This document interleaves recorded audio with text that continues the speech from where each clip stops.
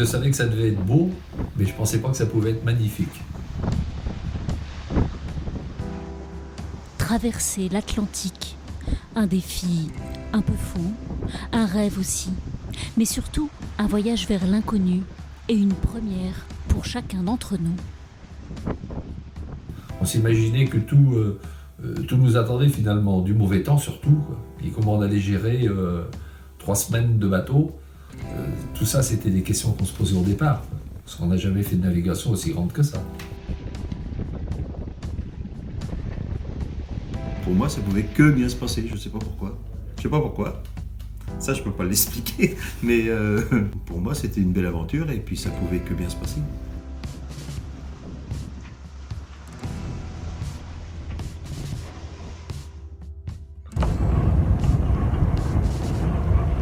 Jean-Mi, mets un petit peu de trimmer. C'est fait. 14h32, zéro stress, largue les amarres. Derrière lui, le ponton s'éloigne. La terre aussi. Depuis le temps qu'on y pensait, ça y est, on est parti et puis on va le faire. Et puis maintenant, plus personne peut nous retenir et il faut aller au bout, quoi. Près de 2700 milles nautiques à parcourir, soit 5000 km, un océan pour rejoindre Pointe-à-Pitre en Guadeloupe, la ligne d'arrivée. Seule femme à bord, j'embarque avec 6 vieux loups de mer. Jean-Mi, fidèle à la barre, à droite Jean-Claude alias Capitaine Moulot. La main sur le winch, c'est Michel le Breton. Viennent ensuite Fofo et Claude, nos 2 Charentais. Et Fofo. Et enfin Francis, notre armateur qui ne tient jamais bien longtemps en place. Au sujet des vieux loups de mer, je navigue avec certains depuis plusieurs décennies. Jean-Michel, ça fait presque 4 décennies que je navigue avec lui. Michel Penaud, ça fait bien 20 ans. Francis, ça fait au moins une décennie. On se rend vite compte de la qualité des gens. La mer, finalement, a vite fait de rejeter ceux qui ne sont pas faits pour l'eau. Moyenne d'âge chez nos marins, 66 ans. Trop vieux pour faire la transquadra réservée aux quarantenaires. Qu'importe, ils rebaptisent cette traversée la Transat, hors d'âge. La grande voile est hissée, le bateau file, cap à l'ouest, et il nécessite une surveillance de tous les instants, 24 heures sur 24. S'organisent alors les quarts de nuit, en équipe de 2 ou de 3, à tour de rôle chaque duo se succède pour surveiller zéro stress. Ne pas prendre la mauvaise route, ne pas laisser la voile empanner. La première relève se fait à 22h, puis à 2h du matin, et enfin la dernière équipe prend le relais à 6h, avec à chaque fois ce moment si particulier. Ah, les meilleurs moments, je pense que c'est les levées de soleil. Ouais. C'est vraiment quand on est au poste le matin. Tous les matins, quand le soleil se lève, c'est vraiment superbe. Parce que c'est vrai que quand on entre de nuit, c'est plus stressant, le poste de nuit, alors que quand on fait le poste du matin, on va vers le jour, et c'est vraiment le lever du soleil qui est pour moi les meilleurs moments, chaque fois qu'on a pu le faire. Très vite, plus rien à l'horizon, à part le ciel et l'océan. En fait, les 2-3 premiers jours, il y a peut-être un peu d'appréhension. Et puis après, on voit que tout se maîtrise bien, que tout le monde est à son poste. On n'a pas besoin de discuter, chacun sait ce qu'il a à faire. Et puis tout roule. J'ai pas envie de prendre la baume dans le... Ouais, voilà, oui. Et là, tu la prends, là, tu vas. La technique est bien là, rodée, huilée, sans se parler ni même se consulter, chacun trouve sa place sur le pont, naturellement. Et puis reprendre la tension de l'écoute de grand voile. Je l'explique pas, je sais pas. Est-ce que ça tient finalement à ce que chacun se sent le plus capable de faire? Le hasard a fait qu'effectivement chacun avait sans doute une position en fonction de sa condition physique, de son savoir-faire. Tandis qu'à bord, l'équipage commence à prendre ses marques. Sur l'eau, c'est le calme plat. Le vent lui aussi nous a abandonnés. La grande voile devient alors inutile.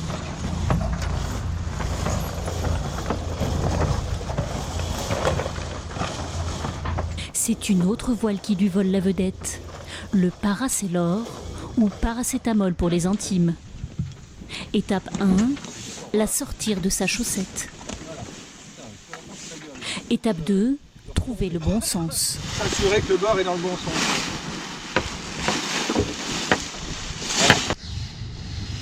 Si les débuts sont un peu chaotiques, nos marins finissent par l'apprivoiser. Il va s'envoler, il va s'envoler. Il va s'envoler, il va s'envoler. Vas-y, reprends de la rouge là. Et voilà, il est brillant. Est-ce que ça part mieux? Ah, il est brillant. Oui, il va s'envoler. Ouais. Il n'est pas envolé encore. Ouais. Une voile de 140 mètres carrés, avec au milieu une sorte d'aile rappelant étrangement celle d'un parapente.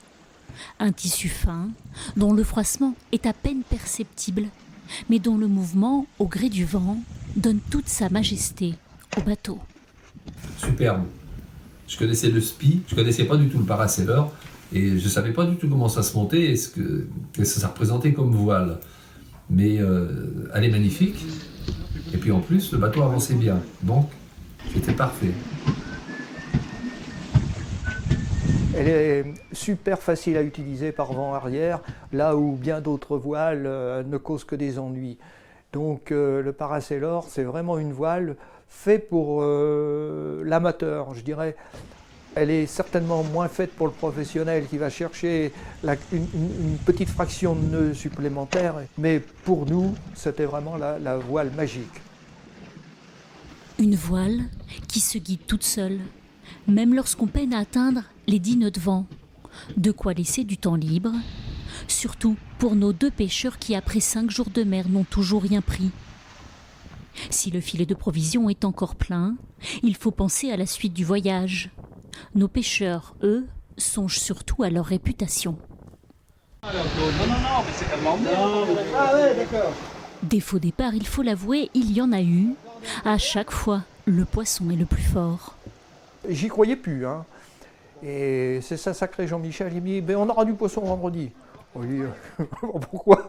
Je vois pas pourquoi il se mettrait soudain à mort. Effectivement, ce fut une parole prophétique, on a eu du poisson le vendredi. Oh putain de dorade. Corifène. Ouais. Cette fois, Claude ne lâche rien.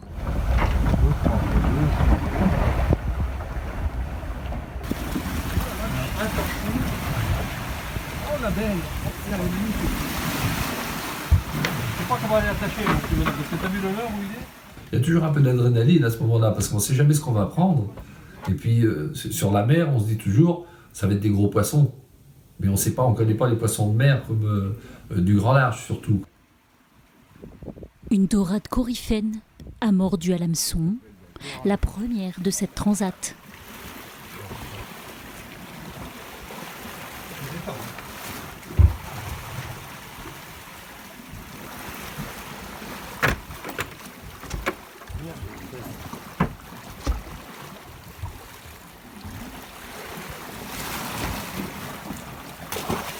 Faut pas que tu la loupes. Tu l'as? Ouais. Hop, voilà. Magnifique. Magnifique. À peine a-t-elle quitté l'eau qu'elle change automatiquement de couleur, passant du bleu turquoise au jaune et vert. Elle est immédiatement anesthésiée à l'aide d'alcool. Voilà, faut passer dessus les pensées dernières. Ah 5,3 kg. Ouais, donc elle... Pesée, puis préparée par notre cuistot attitré, Fofo. Alors c'est pas un morito. C'est pas un morito. C'est pas un morito. Alors ça va être quoi? Ah, tu verras demain.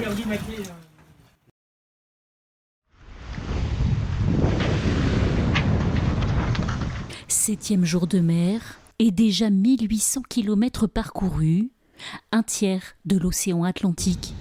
C'est alors que notre premier épisode de Gros Temps pointe son nez. Entre 30 et 40 nœuds de vent, soit près de 75 km/h, le bateau, lui, atteint des pointes records. J'étais de quart avec Michel quand on s'est tapé 15 nœuds. 15 nœuds en bateau, ça fait une sacrée impression. Le lendemain, des creux de plusieurs mètres et des déferlantes encerclent le bateau. Pas de quoi effrayer nos anciens. L'Atlantique, moi j'ai lu pas mal de choses sur les navigateurs, sur l'Atlantique, sur les reportages, les courses. J'ai pas été surpris pour les moments qui changent, les moments de calme. Je m'attendais peut-être un peu à pire même, ouais, un peu à pire. Peut-être un peu trop de calme. Un océan trop calme et un air marin un peu trop frais aussi. Le capitaine nous avait promis l'été sous ces latitudes. Mais après une semaine de navigation, si le soleil est revenu, la chaleur se fait attendre. Décision est prise de piquer plus au sud, vers le tropique du Cancer, pour dire adieu au polaire et aux vestes de quart.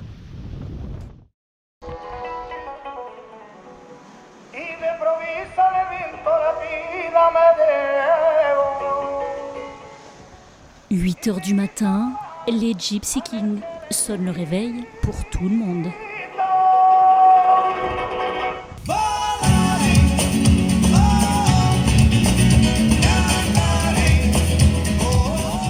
Grande nouvelle en ce 11e jour de mer.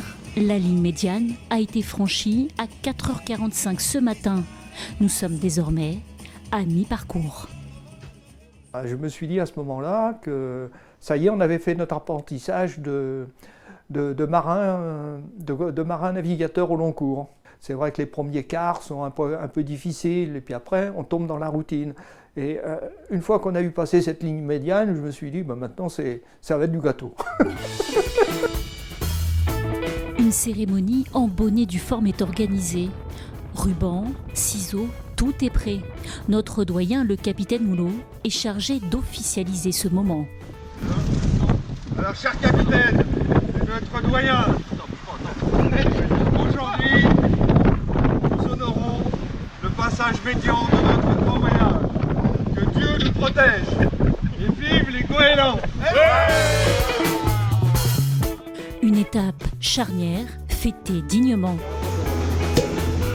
Cette fois, nous pouvons le dire, nous sommes au beau milieu de l'Atlantique. Aucune terre à moins de 2500 km. C'est un truc auquel on n'a pas trop pensé. On y pense avant, mais pas pendant. Avant de partir, on se dit, ouais, ça va être, c'est grand, c'est long, c'est... Et puis en fait, on s'habitue très vite, et puis c'est pas gênant de voir que la mer. Qu'est-ce qu'on fait là? Oui, ça peut se poser, mais... Ah non, moi j'étais heureux, et puis il n'y a pas eu une seconde où j'ai regretté de m'être embarqué avec tout le monde, et puis tu te dis, puis on est privilégié, tu te dis pas j'ai peur, ou je dis on est là, on est ensemble, on est bien, et puis on est privilégié. Mais les coupes à peine remplies, les moulinets des cannes à pêche se déroulent à vitesse grand V.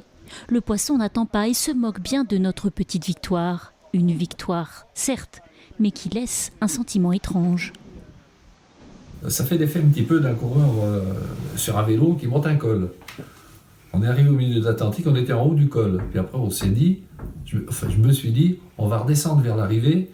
Et là, en principe, la descente va toujours plus vite que la montée. Alors, j'ai commencé à compter les jours en disant, ça s'approche à une vitesse assez vertigineuse. Donc, le bout n'est pas loin. Quel dommage. Car à bord, la vie s'est organisée.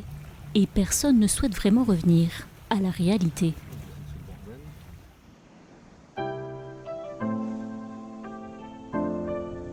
Une journée type, ça n'existe pas vraiment. La météo change, la mer change, même les fuseaux horaires changent tous les 3 jours. Pourtant, au quotidien, certaines habitudes se sont installées. Corvée de vaisselle le matin, séance de sport pour les plus courageux. Belote à midi et vérification de notre trajectoire l'après-midi. Vous êtes prêt, capitaine? Ready. Alors, au nord, 20 degrés, 39 minutes, virgule 3. On voulait voir où on en était sur la carte, puis voir le nombre de milles parcourus en 24 heures. Donc c'était intéressant, on regardait aussi les conditions météo qui allaient peut-être changer, ou essayer d'en profiter, éviter les calmes surtout. C'était 10h30, c'est ça ?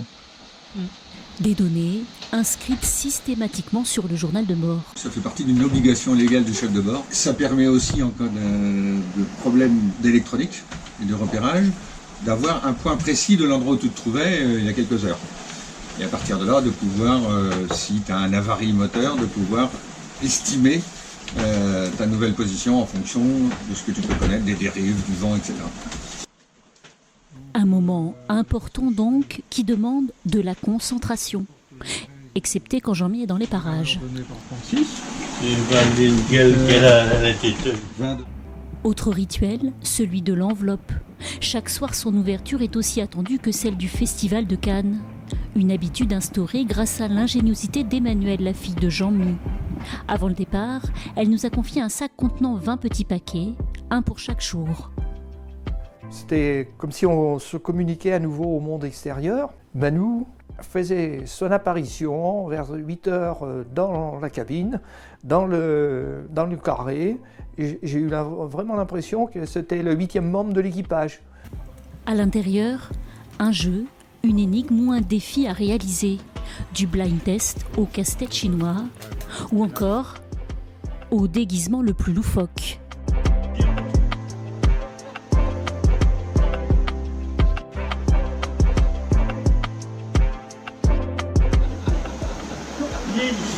Sois gentil pour une fois. Mais les deux rendez-vous les plus importants de la journée restent le déjeuner et le dîner. À bord de Zéro Stress, le lyophilisé et les plats préparés sont bannis. Faire à manger, c'est pas une contrainte, c'est un plaisir, et puis faire plaisir aux gens aussi, quoi. Donc faire la cuisine, c'était des moments de s'occuper. Et puis tout le monde en profitait, c'était génial, quoi. On échangeait un peu avec Jean-Mi. Qu'est-ce qu'il faut utiliser voilà, d'abord pour gérer le frais, les produits qu'il fallait consommer. Et puis après, avec un peu d'imagination, on a inventé quelque chose. Dorade au four et ses petits légumes. Poulet à la sauce piperade et son riz parfumé. Coryphène grillé et sa sauce soja améliorée. Ou encore bœuf mitonné et son méli-mélo de graines du monde, des mets différents et innovants qui sortent chaque jour de notre restaurant de bord, la joyeuse Coryphène gourmande. Voilà, quelqu'un qui est amoureux des plats exotiques, on lui a fait un petit tagine. Ah, c'est vrai?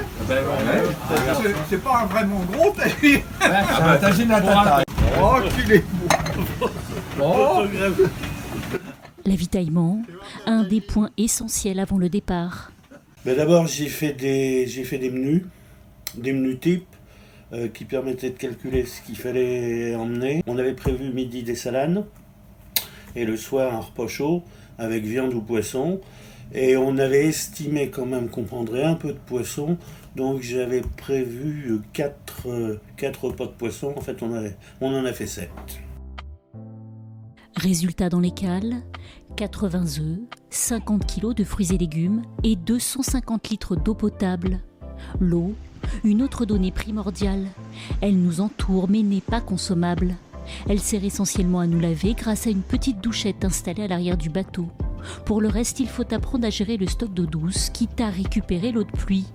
Un bon grain et ses 24 litres récoltés, soit 4 bidons comme celui-ci.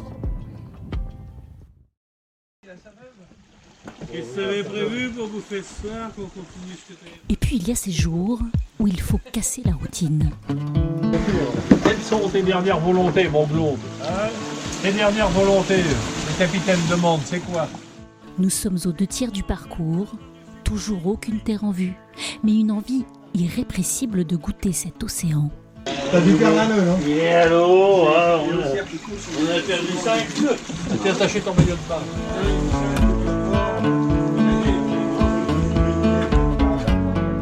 Sous nos pieds, 5000 mètres de fond.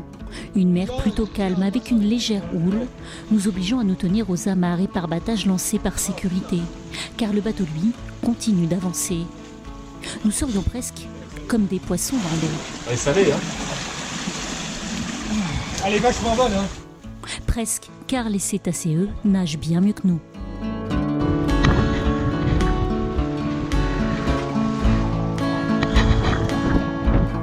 J'ai vu surgir, tout le monde l'a vu, surgir sur tribord une troupe de dauphins qui venaient avec nous, vers nous en sautant, mais ils étaient une dizaine comme ça, mais ils venaient vraiment vers le bateau. C'est quelque chose dont je me souviens avec émotion, parce qu'on avait l'impression qu'ils venaient voir ce qui se passait sur l'eau. Des marsouins qui ne s'attardent pas autour du bateau, la chasse avant tout, plus fructueuse que nous sans aucun doute.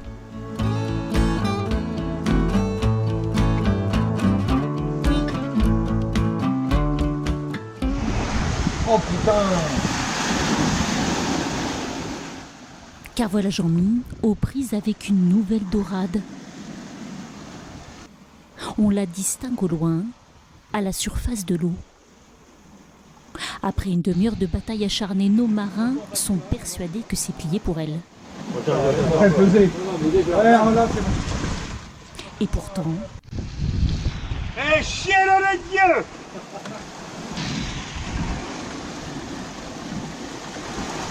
On va assez bien battu. Elle a gagné. 17e jour de mer, les Canaries sont désormais bien loin. La Guadeloupe, elle, se rapproche. Il est temps de laisser une trace de notre aventure. Le dernier litre de rhum épuisé, une idée germe. Et si nous lancions nous aussi notre bouteille à la mer? Tu as exprimé tes dernières volontés? Pas encore, mais ça viendra. Un papier, un crayon et le tour est joué. Le message raconte notre périple, précise notre position. Nous y laissons même un email, au cas où. La bouteille peut s'échouer n'importe où entre les côtes des Caraïbes et celles de Cuba. C'est le geste du marin, quoi. Je me souviens d'avoir lu l'histoire de la plus ancienne bouteille trouvée sur une côte australienne, où il n'y avait pas grand-chose dans cette bouteille, un simple formulaire administratif. Mais je crois que c'est symbolique, hein. C'est le marin qui veut renouer le contact avec la terre et puis s'adresser au monde qui va bientôt apparaître à l'horizon. 3, 2, 1, A-t-elle coulé? A-t-elle fini par s'échouer sur un rivage? Aucune nouvelle à ce jour. Pendant ce temps, le compteur tourne. Plus que 500 000 à parcourir, soit un peu moins de 1000 km. Désormais, nous savons que l'arrivée est prévue dans 3 jours, 72 heures avant de poser pied à terre. Et comme pour nous offrir un dernier spectacle, un bruit familier. Mais le premier qui décroche, Jean-Mi. Cette fois, ce n'est pas une, mais 2 prises simultanées. Allez, faut le tenir, hein. Oh, continuez les gars, hein. C'est le premier qui décroche, Jean-Mi qui a gagné. Tout l'équipage encourage alors nos pêcheurs. Et une petite longueur d'avance sur le poisson de Jean-Mi. Voilà, nous vivons des moments exceptionnels. Allez Jean-Mi, allez Jean-Mi, allez. Allez. Deux d'un coup. Alors là, c'est exceptionnel. Attention de pas vous croiser, les Ça gars. y est, c'est fait. Une à tribord, une à bâbord. 2 dorades, les 2 dernières pêchées sur cette transat. Elles seront précieusement gardées pour le repas de retrouvailles avec ceux qui nous attendent à terre. Alors 2 kilos, 2 kilos. Et cette terre, justement, elle apparaît d'abord comme un mirage. Dans un semi-brouillard, elle se dessine peu à peu, la Désirade, la première île de la Guadeloupe. C'est beaucoup d'émotions, parce que tu te dis, fichtre, nous on sait qu'elle allait apparaître là, mais les marins qui accompagnaient Christophe Colomb ne savaient rien. Et pourtant, ils continuaient. Mais voir cette ligne, ce fin trait de la Désirade, après 21 jours de mer, c'était quand même une grande émotion. Tu te disais, eh ben on l'a fait. Pourtant, ni acclamation, ni cri de joie, comme si ces côtes, nous n'avions pas vraiment envie de les voir. Le sentiment, c'était qu'on l'avait fait, tous ensemble, Et puis, dire que ça allait bientôt se terminer, surtout. C'était un peu de la joie et de la tristesse parce que ça allait se terminer. Le sentiment d'avoir réalisé quelque chose que j'aurais jamais pensé pouvoir faire. Et puis surtout d'avoir été jusqu'au bout, sans problème. Ça aurait pu continuer encore. Pendant un mois, on pouvait faire demi-tour et repartir, tout le monde était prêt. À mesure que l'île se rapproche, il faut reprendre ses réflexes de marin côtier. Préparer l'ancre et garder un œil permanent sur l'eau pour éviter les objets flottants. La nuit est tombée lorsque nous longeons grand air. À l'unanimité, la décision est prise. Nous n'accosterons pas ce soir. L'ancre sera jetée au banc Apollon. Une dernière soirée, à 7, encore un peu coupé du monde. Mais le chrono, lui, s'arrête ici. Objectif atteint. Après 20 jours, 6 heures, 29 minutes et 2686 milles parcourus. Au réveil, plus de bruit de vagues, ni de remous dans l'eau. Un calme et un silence que nous n'avions pas entendu depuis 3 semaines.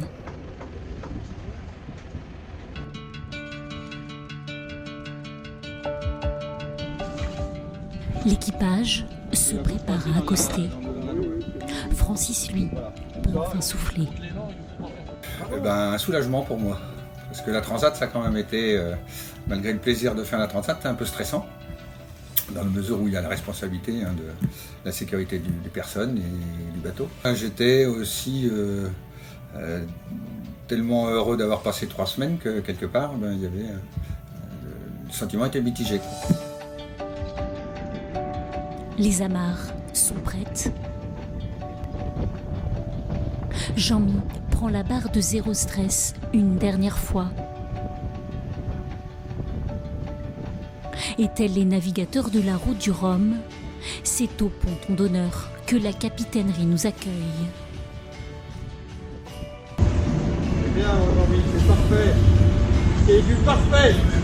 La première impression, c'est de se dire c'est déjà fini. On peut penser que 3 semaines, c'est long. Mais on arrive, on jette l'ancre, et puis on est comme des cons, on ne sait pas quoi faire. Je peux couper? Point mort. Arrêt total.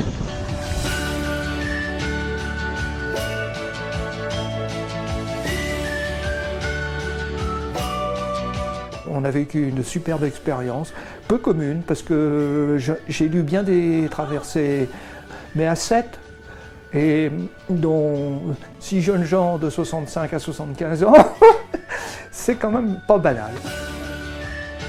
À mon avis, c'est pas banal, c'est peut-être notre petit exploit.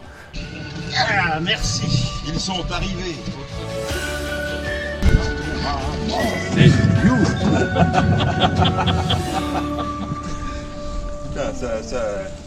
La terre chamboule. Alors la terre se nous fout en l'air.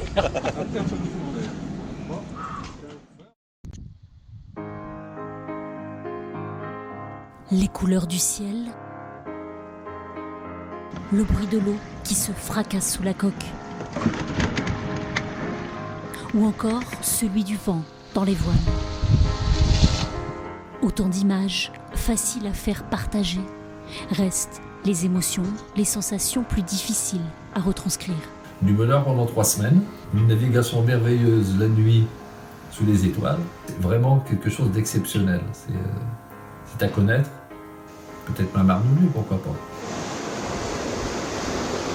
Les souvenirs forts, c'est d'abord qu'on a passé 3 semaines à 7 et que ça s'est très très bien passé. Une belle expérience humaine avec des gens bien, où tout le monde s'est entendu, il n'y a pas eu un mot plus haut que l'autre. Je pense que ça crée des liens, ouais, et quelque chose qu'on ne peut pas oublier. Quoi, et ça, moi, ça me restera pour le restant de mes jours, cette première traversée. Il y en aura peut-être d'autres, mais elles ne seront pas pareilles. Voilà, c'est la traversée. Non, ce qui me restera comme souvenir, c'est cette impression d'immensité, en fait. Immensité. Et à la question, quand est-ce qu'on repart ? Demain. Car après tout, cette aventure restera pour nous 7. Un peu comme... Un rêve de gamin, un rêve de gosse, oui.